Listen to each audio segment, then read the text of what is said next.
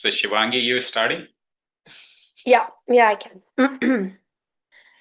Happy Saturday and welcome to the Ramashram Satsang Weekend Workshop, where you will learn a modern satsang method for obtaining peace, light, and love in your life. My name is Shivangi and I will be introducing the facilitator for today's event. But first, I would like to give you a brief overview to this satsang session. If you'll direct your attention to the screen, you will see that the first element is satsang. Satsang is a scientific method whereby we may obtain peace, light, and love in our lives. It requires no physical skill, spiritual accomplishment, or meditation experience to begin this practice. Satsang consists of two words, Sat and Sang. Sat means positive energy, and Sang means to be with or to be in the presence of. Therefore, the word satsang means to be in the presence of positive energy. The next element is meditation.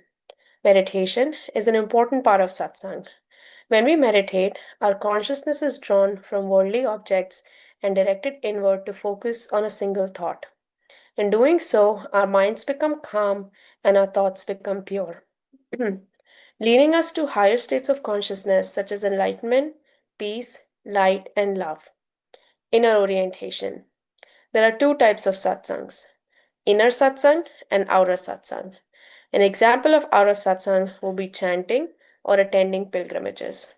When we practice outer satsang, we have the potential to change our behavior. But it is only through the practice of inner satsang can we obtain higher states of consciousness such as enlightenment, peace, light, and love. This is the type of satsang we will learn today, where we meditate in silence. Group sessions. These weekend workshops are structured for group participation. When we meditate as a group, our focus is improved and our personal progress along our spiritual path is expedited. By regularly attending these weekend workshops, the benefits of group participation are amplified. Joy and inner happiness. All beings wish to experience joy. Joy is the eternal longing of the soul, but it is only through the practice of inner satsang can we obtain a joyous state. Each time we practice satsang, our inner happiness gradually increases, ultimately culminating in a state of joy that we experience 24 hours a day, 7 days a week. The agenda for today's session consists of three parts: the informative session, the practice session, and the interactive session. During the informative session, a lecture will be given about a satsang topic, our founder, or some relevant spiritual topic. During the practice session, instructions on how to meditate will be given, followed by a brief period of practice. During the interactive session, you will have the opportunity to ask questions or there will be a panel discussion. And now, I would like to introduce the facilitator for today's event. He has over 40 years of satsang experience. He is the grandson of our Guru Maharaj, the founder of Ramashram Satsang Mathura. He was born into a satsang family where he has witnessed his family members obtaining states of enlightenment and live lives of peace, light, and love. At an early age, he began traveling with the mission throughout India, facilitating satsangs. During that time, he witnessed the positive effects that satsang could have on mankind. Upon arriving in the United States, both he and his wife continued to facilitate satsangs for local satsangis. He has led teams of satsang members in translating important satsang literature into English and has worked tirelessly to make satsang more accessible to Western and English speaking audiences. He currently travels throughout the United States, India, and England, facilitating satsangs while maintaining his duties as a husband, a father, and an IT executive. Today, he will teach us a rare and ancient form of satsang as taught by our Guru Maharaj. Please join me in welcoming Mr. Sanjeev Kumarji and his daughter, Parul.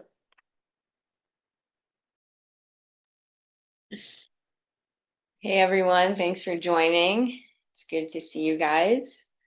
So as usual, I'm just gonna go through our topic for the day and then Dad here will guide us through our meditation and then afterwards you guys can come on and we can talk about anything you would like. So today's topic is actually unconditional love.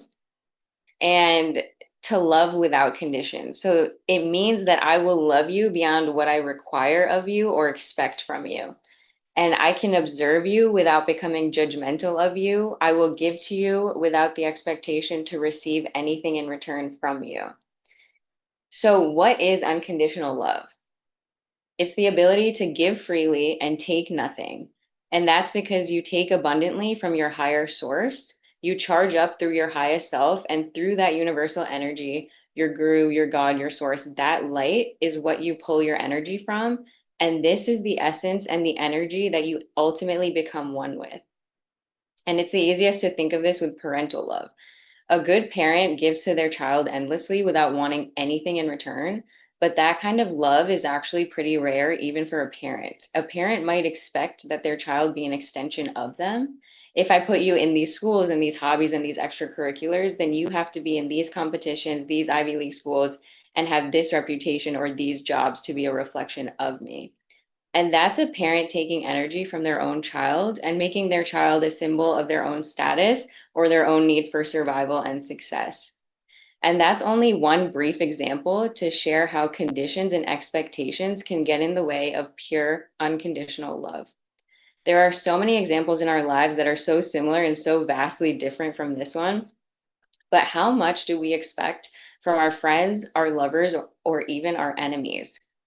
To say the least, most of us expect at a baseline minimum to be respected and expect to be treated fairly, right? But unconditional love says, screw how they treat me. I will treat them with love, kindness, and respect. And we all know that saying, kill them with kindness. So do exactly that, and you will stay connected to your one true source. And that is the universal essence of oneness and true connection with the divine. So.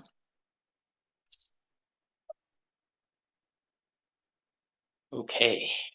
Uh, So we, as usual, will talk about um, the topic after the meditation. And what has changed here is Parul and I decided that we will take, instead of from home, we'll sit here in a conference room. And idea is like, hopefully we can get some more in-person participation going for this workshop for local people, while I know there are people from India and UK and various parts of US. So all that will continue. So workshop will continue to be online primarily, but in person, we have started working on Eventbrite and Meetup to see if we can, make this in person, because in person,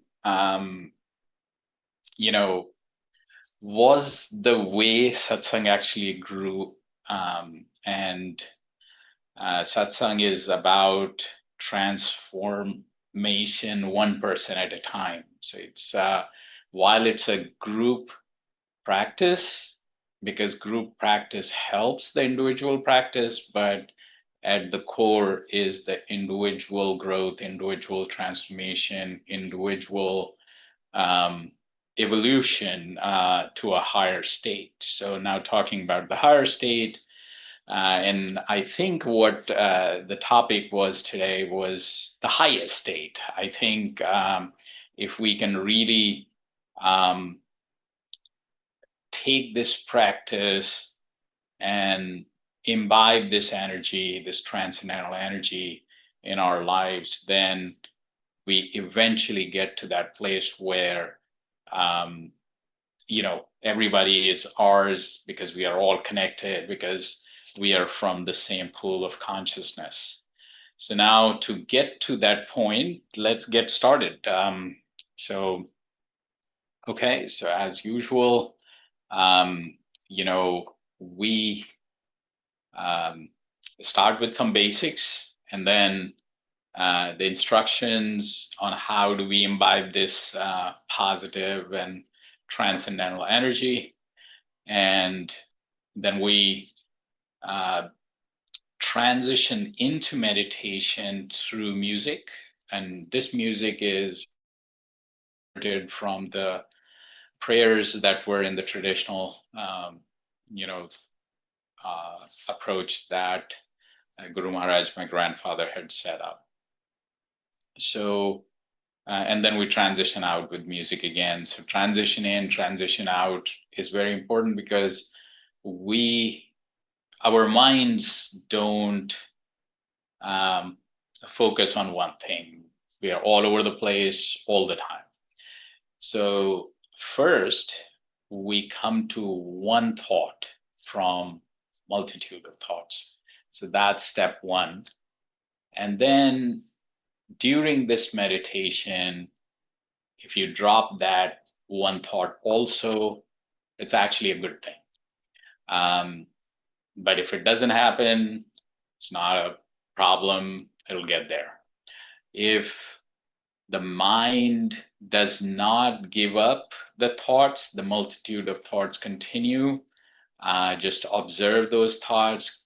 Do not fight. It's natural, normal. We just have to get to a better state.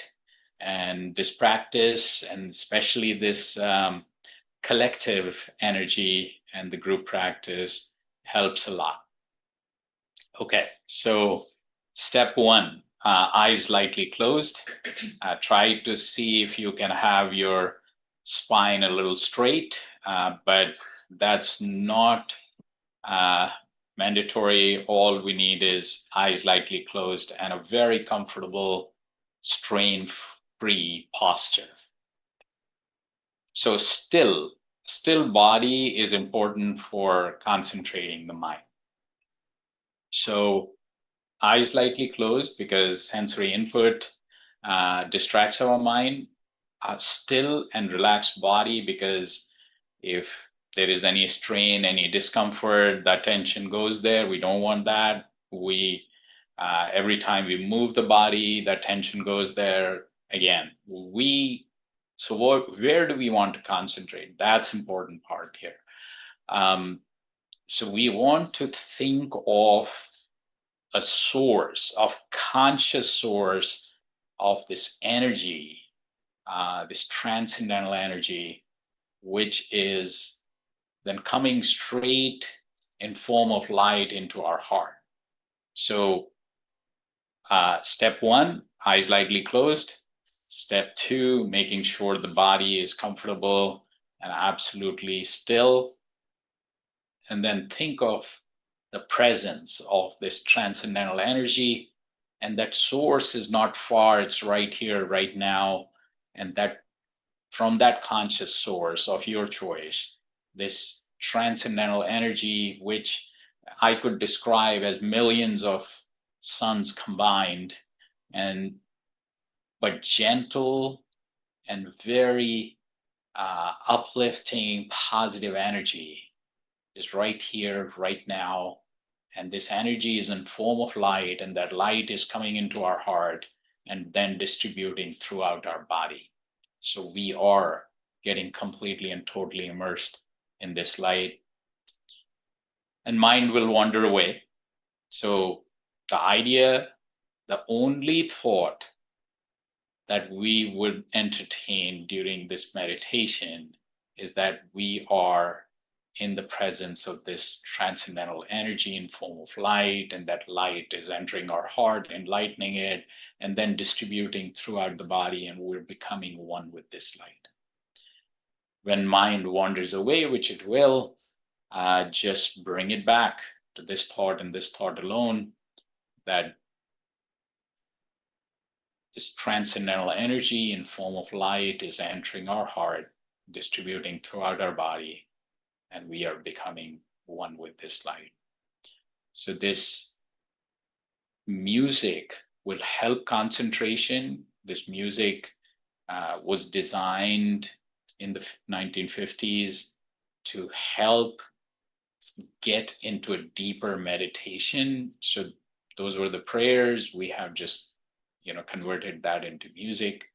So concentrate with this music.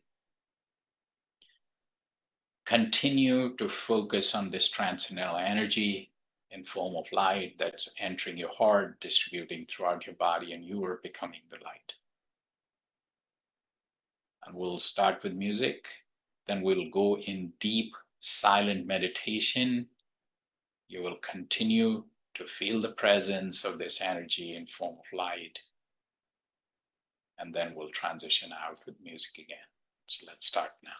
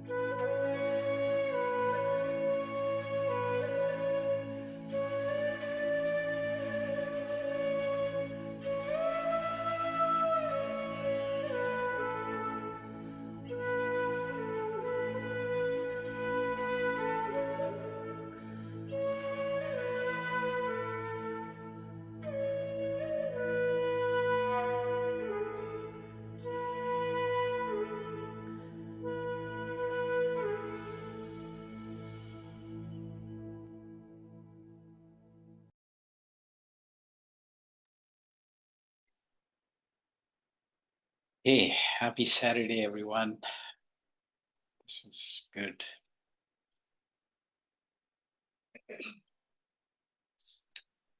So before we go back to the topic, you know, those who want to come on the video, like Supriya, thank you. That helps. And Arvindji, and Peter and Lucy, hello, hello. Glad to have you here. Feel free to unmute, I think. We can unmute now, right? Any thoughts, questions, comments, anything that would help you or us is welcome. Hi, Peter. Hey, how are you? So how, any questions, any thoughts? How is it? Yeah, I think yeah, I love that there's a meditation that, it's like everybody comes together to meditate. I think it's really good. Good. Let me see if I can change this to. Just wanted to say happy Saturday. I should have checked your email before. I didn't know you were meeting in person. I would have tried to make it this morning. So Taru, Liz, and anybody who can, who's local in,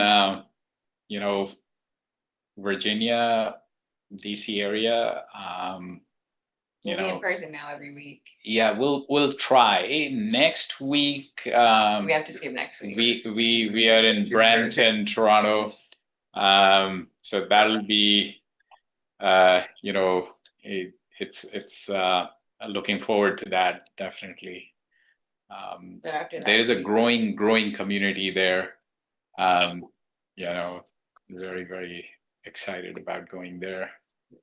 I won't be able to make it for the end of August, but September I'll definitely try. But I just wanted to say I had a really great meditation with you all this morning, and I really liked the topic. The one thing that maybe we can talk a little bit about, I think a lot about the unconditional love. It is actually, whether we realize it or not, I think it is kind of challenging because there's sometimes, you do expect some reciprocation or something. Yeah. But like what I wanted to kind of explore with you a little bit, I don't know if you want to talk about it, or the importance of also maintaining unconditional love, but safely. If you're like dealing with someone who maybe is violent or is someone who may not be the most beneficial for one's mental health. I don't know how you want to put it, or, like, how do you maintain that, like, with, from a distance? I think it's an energy. Like, you don't have to be around somebody to forgive them for your own self. You know what I mean? Yeah. Like, we don't want to be in situations that are bad for us. No, Right. That's not the So point. let's step back. Yeah. Okay. So, so there is a textbook and there is a concept, and then there are multiple ways to apply that concept, and then there are challenges to applying that concept. I think that's what we're talking about here. So Sammy is here. Thank you.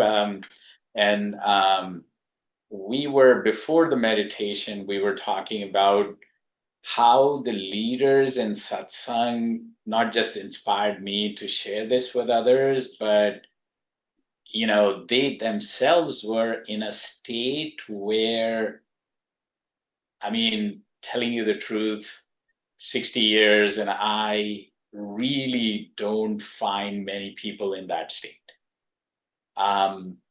So what's the difference? The difference actually is this implementation of selfless, pure, unconditional. So more than anything else, that this unconditional, or actually, Parul, you kind of emphasize, like we always have a give and take. It's a transaction rather than free flowing, it's like sunlight, Yeah. or, it's rain doesn't choose. It just happens, right? Yeah. And it's flowing. Can our love be like that? And any nuances you put, as soon as you put a nuance, you have done something to it, right? So what I'm saying is that there was this book, Power of Focus, um, by the authors of Chicken Soup series. They actually talked about this a little bit at the end of the book. And one of the things they mentioned, which, I mean, till today, this was years, several years ago, but it still sticks with me, is that when you get to this higher state, you become harmless. I'm like, harmless? So that, I think, was one way of saying that you are so accessible. Like my grandfather, my parents, people who are far away from them, don't know them, have no idea who they are, come and meet them. And there were several times where this meeting is like, oh, they were meeting as though they knew someone all their lives. It's very, very, so when you get to this state of harmlessness, your leadership becomes very, very accessible. So your personality, uh, I don't know, am I Yeah. complicating the subject? But No, but I think obviously I think my dad was right. I was talking about like this completely highest level, which is a state that I think we've only really seen in our lineage. My dad has only seen the ultimate state. I think when you're getting to that state, you have to obviously take care of yourself, protect yourself, be safe, um, and still be on the path of embodying that energy, which means that there's things that will happen to you that you have to learn how to let go of.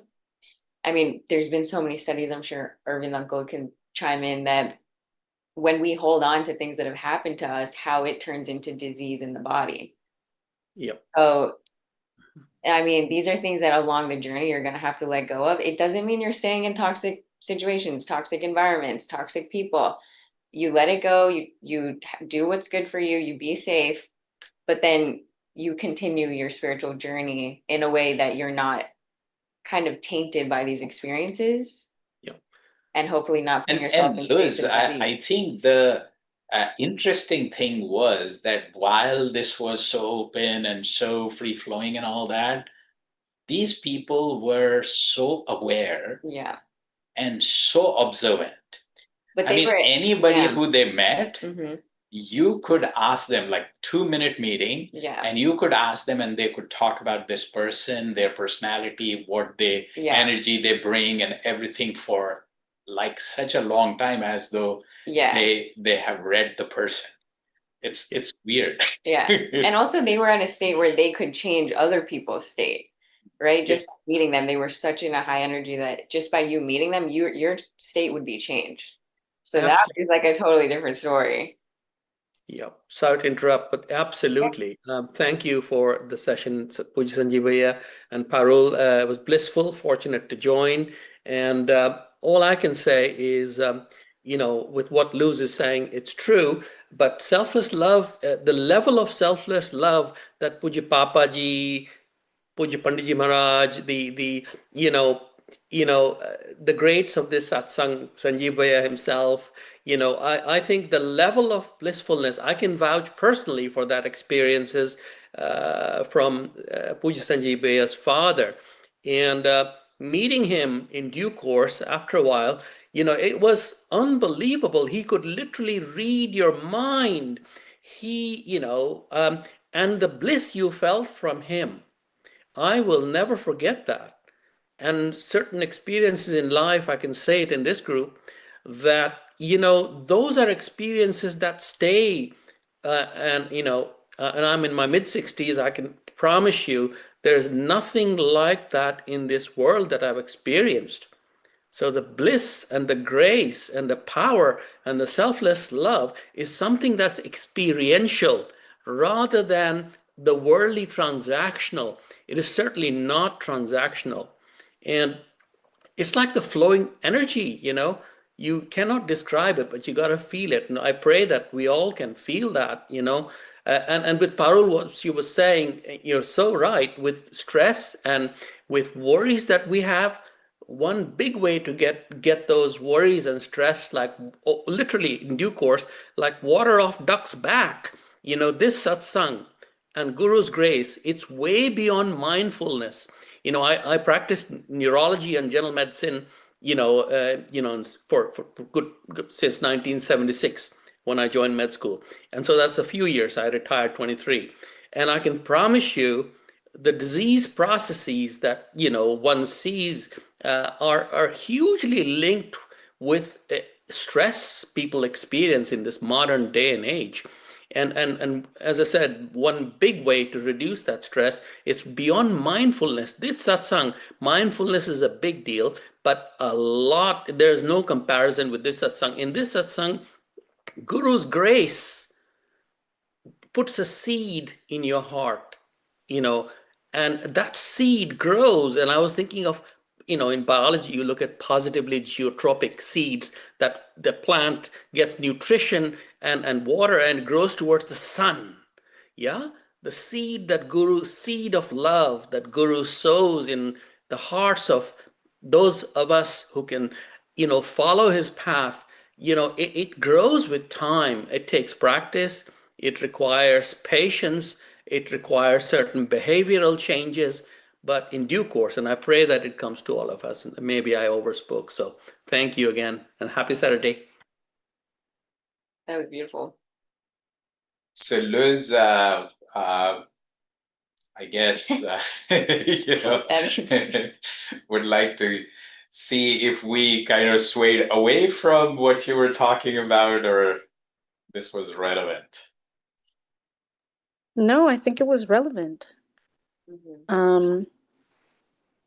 I think I just wanted to include it as a part of the discussion, but I think I could see how those individuals in your family, I could see how they're so deeply in touch that they're just sort of not really even like affected by other people's negative energy, and they seem to impart their own. Of course, it's hard. I think I don't know that it'll always be easy to get to that level, but it could actually happen, even if it's not consistent. Like it could happen. Like It so. can happen. I tell you, I'm more than convinced that can happen. Hard as it is, we all grow, and we all.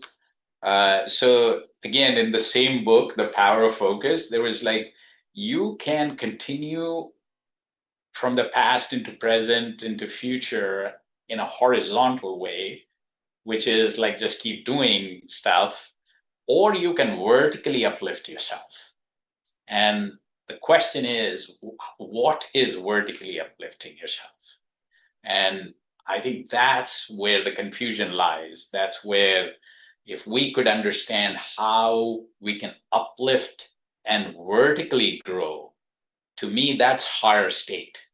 So how do you define higher state, I think, is the biggest question. If you get that, you will get this practice. Yeah. So Peter, so good discussion going. Anything you would like to add?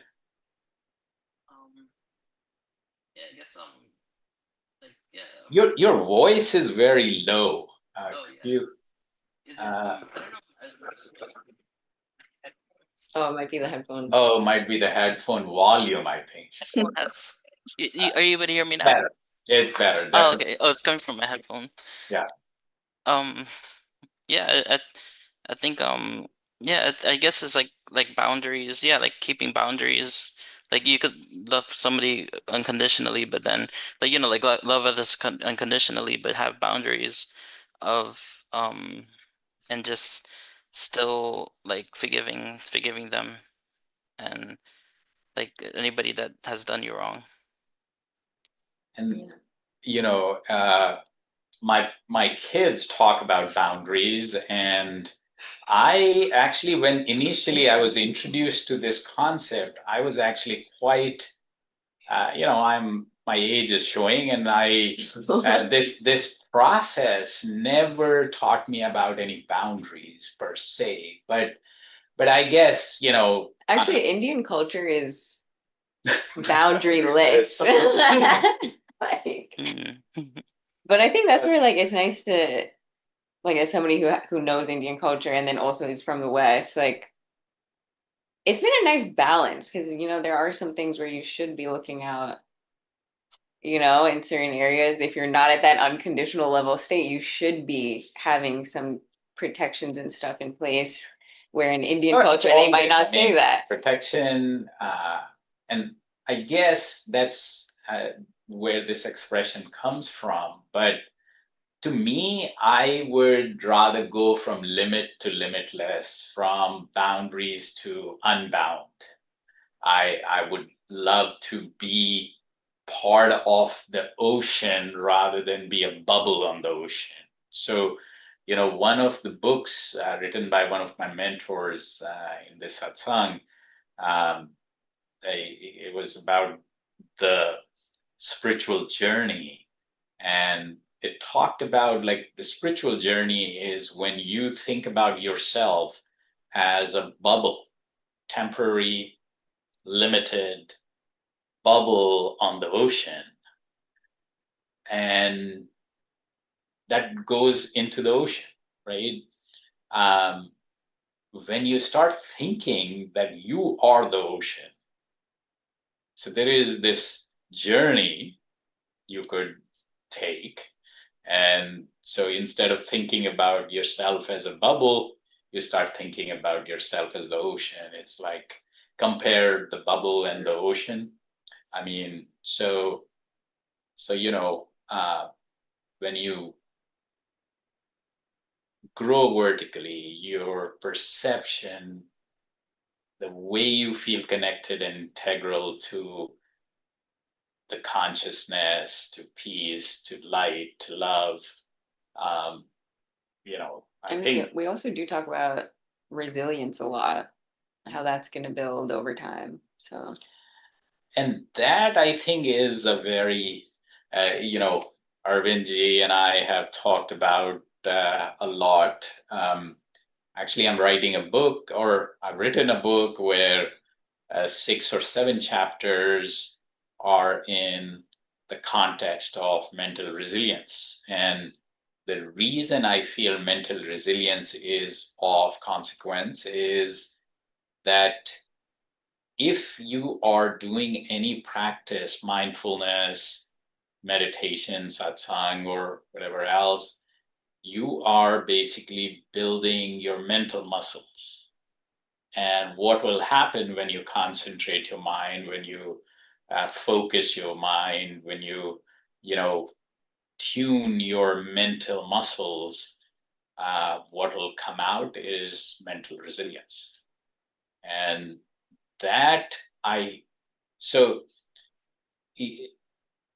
I was thinking about like we need to live better physically, but people go there first. I feel we should work on mental resilience first, then physical resilience next. Because when you're mentally more resilient, you can do more. in terms of tuning your, physical wellness. Yeah, and one thing I would just like to add, when it comes to like unconditional love, what at least that's what's helped me is trying to kind of see the other person's perspective onto how you became the way that you are. Right? It's not necessarily like making like excuses for a person per se, but it's really like sometimes like I'll just look at somebody like who hurt you? You know, Yeah. like this is a reaction from something that happened to you in your past, whether it be traumatic or not. Like the reason Yeah. why you are the way you are, maybe it's not your fault. Like maybe you don't see it yourself, but it should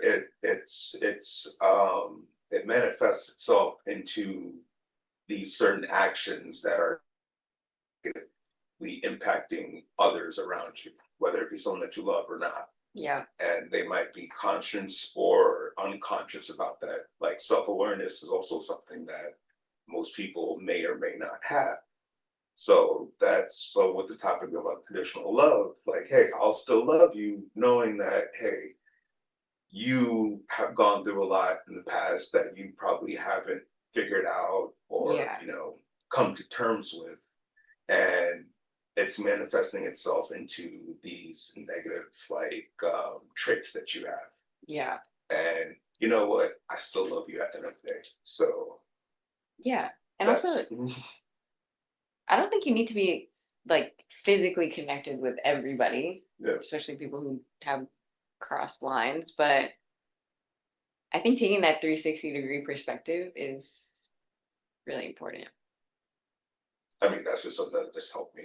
Like, Yeah, no, it's just- so yeah. true. It's so true. Like you can see it a lot, like when people how they act with you. So that's actually the third volume of the book where Yeah. I talk about how we can be ourselves, like Yeah. authentic selves. Mhm. So first mental resilience, then physical resilience, and then comes how do we resolve these unresolved issues within so we can live as ourselves, which we don't usually.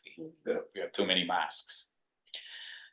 So so Peter, anything else? Luciana, if you want to. Supriya, Yeah. Supriya, any questions? I do. I just could not find the button that allows you to raise the hand. So I'll just go unmute. I think I'm really looking forward to reading those books that you've written. And probably one of those books would answer my questions. But for now, I remember when I asked the question last time, how do you know that you're actually following the practice correctly? And you said two things, which obviously has stuck with me. The first is willpower, which is the part that I really need to work on, which is sort of connected to the topic that we are discussing. And then the second was, is your behavior really changing for good?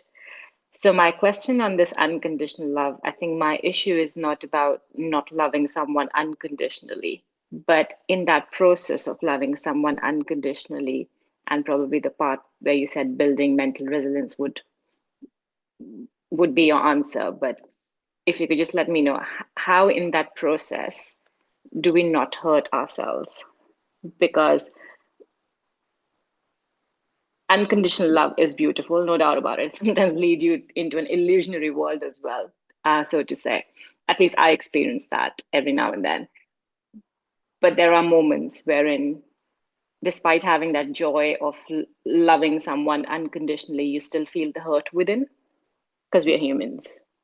So how do we sort of help ourselves that we don't feel that hurt and we still continue to unconditionally love someone?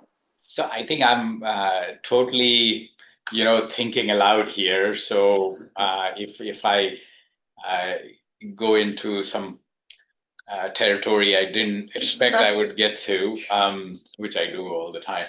So if we are on like a very, very high level concept, there are multiple paths that come down to the implementation.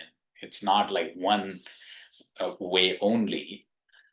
So now I'll go out on a limb and say, when I think about unconditional love and pure and, you know,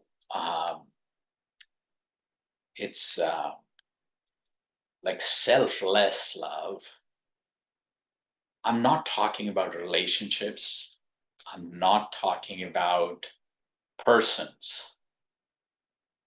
Because as soon as I associate this concept or this feeling in me, I think I taint it. And let me describe this. So 10 people came, like, believe it or not, like my father would meet 10 people in a day, right? And then sometimes in a weekend on a, a few hundred people on an event, right? Now, his view of everyone is like, I am not creating any barrier between me and them, is a general rule, right? Doesn't mean that he would go out of his way to show something that will cause unnecessary, ripple effects. So he is within the boundaries. He treats younger people differently, women differently, elders differently, but he's coming from this state of, I really don't expect anything back. I just treat you the way I feel that I am integral to this entire community. Yeah. Right? Now, how does that actually get down to individual interaction? Is, again, and I think you did point out when you talked about this topic today, is like, am I expecting my child to do something first before I respond back with my love? And again, it's gone down like several levels here already.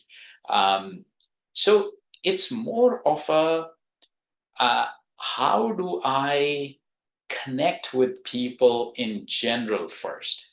Yeah. If I lay the ground rules that I am, see, and Arvindji, I think I'm touching another topic, which is we tried to talk about like how our brains conserve energy and hence are supposed to be biased, because we very quickly jump to conclusions about people, about situations, because this flight and fight and all that comes into picture.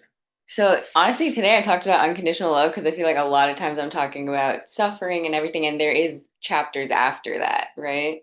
Like there's chapters where we're in the pain, we're in the suffering, and then there's the chapters where you're in the bliss and you're in the happiness.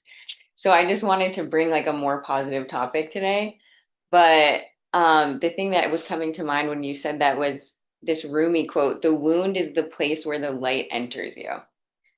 So I think when we think about like pain, we think about running.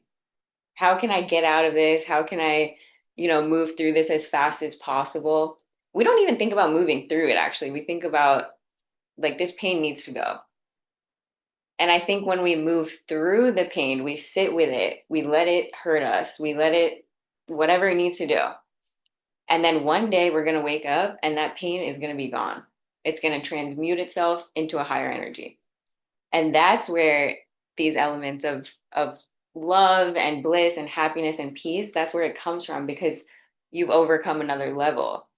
And then you overcome the next level. There's always going to be what my dad is saying, this baseline energy, right? That you are authentically peaceful and you're happy and you want to give love.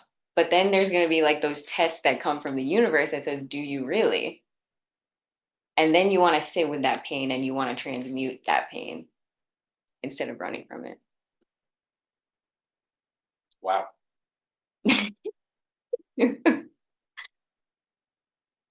hard to. Oh, I hope that is it's good it's. enough. I mean, it's a deep subject. You know, everyone goes through problems and pain and issues differently, but wow. And it's very hard. There are times when you are lost, right? And you are so lost that you can't even figure out where the grounding will come from. Mhm. So I was kind of thinking about that, um, Always but you're right, nice. yeah. But every pain, every issue, every trouble that you go through makes you stronger, they say. Yeah, 100%. That's where the resilience is coming from sitting in that and being able to overcome that. So before we wrap up today, it's already Thank you, 15. Paula. I saw your note in the chat. Yeah. Well,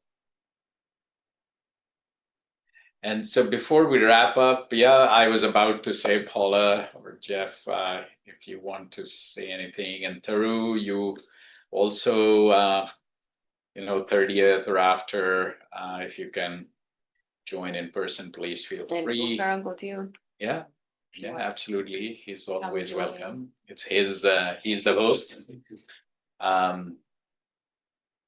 So Luciana, anything before we wrap up for today? Hello. I just wanted to say thank you. I've been thinking about what everyone said. I'm just really thankful. It's the first time I've joined for a session with you. And yeah, I've been definitely thinking about what everyone said about unconditional love. And I don't know, I just wanted to add the comment in context of boundaries and all of that, that you can love someone without being around them. And it's just like a state of mind. It doesn't mean you have to become a punching bag to everyone around you, but you can come to terms with peace of with whatever they are going through and whatever they made you went through. And that's like my position in all of that. And I don't know if it helps anyone, but you can be in a state of love without while also removing yourself from situations that are hurtful, if that's necessary, if that makes sense. I don't know. Yeah, that's perfect. So one concept came to my mind, and again, Parul also tells me that I take it on a tangent. So on one tangent that I would like to take is like, who's in control is the question. Yeah. If I am in control and I do not allow anybody else to bother me, is that a boundary? Maybe. Yeah. No, I think something you've also said to me that really helped me is like, why are you internalizing things? Why are you allowing this person that much rent space in your head? Yeah. If they don't need to be that important, whether it's a friend, whether it's anything, why do they have that much space? Why did you give them? I would always question that. Yeah. Because if I am so full of this positive energy, Yeah. do I have space for negativity? Right. So and it doesn't matter who it is. I think that's what you taught me. The thing is that's where I think the questions today have been like, can someone take that space that is so sacred and so, in my view, should be filled with positive, uplifting, this transcendental energy, and instead we place something else there? Whose mistake is that? Yep. If we are doing this to ourselves, who are we to blame? That we've actually put ourselves in position. Yeah, so this is not about boundary. This is about who is in control. Yeah. Right? This is about, what do I want to become? am I so see, and again, and we were talking about this morning, that there are people I know who have had, and Arvindji, pardon me for going there again, it's like they have had heart surgeries, right? And they do not want to give up their ways of thinking and doing, right? Okay, that's fine. Yeah. But why are we torturing ourselves when we shouldn't be? Yeah. On that note, I think I've spoken way too much today. Absolutely agree. Yep.